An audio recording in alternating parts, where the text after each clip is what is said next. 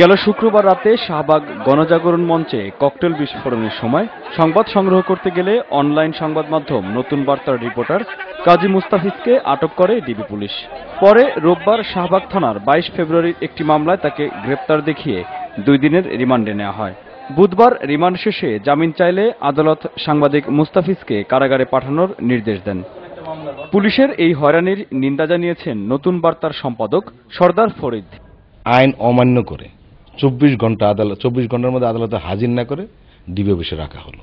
তাকে যে মামলায় গ্রেপ্তার দেখানো হয়েছে সেই মামলাটি 14 দিন আগে করা। সেই মামলাতে অজ্ঞাতনামা একজন ব্যক্তি হিসাবে কাজী মুস্তাফিজকে গ্রেপ্তার দেখানো হয়েছে।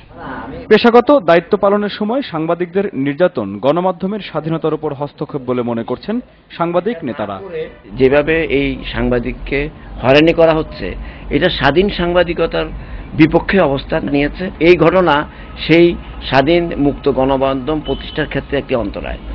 ককটেল বিস্ফোরণের সময় আটক করা হলেও হরতালের একটি মামলায় গ্রেপ্তার দেখানোর কারণ ব্যাখ্যা করছে পুলিশ। শাহবাগের ঘটনার যোগসূত্রের জন্য তাকে নেওয়া হয়েছিল, পরে দেখা গেছে সেই ঘটনায় জড়িত না, তাকে তো আটক করা হয় নাই। আমরা বলেছি সেই মামলায় জড়িত থাকতে পারে মর্মে সন্দেহ হয়েছে, সেই সন্দেহের আলোকে তাকে বিজ্ঞ আদালতে সোপর্দ করা হয়েছে। অবিলম্বে সাংবাদিক কাজী মুস্তাফিজকে নিঃশর্ত মুক্তির দাবি জানিয়েছেন তার সহকর্মী ও সাংবাদিক নেতারা। মিরাজ হোসেন গাজী, বাংলা ভিশন, ঢাকা।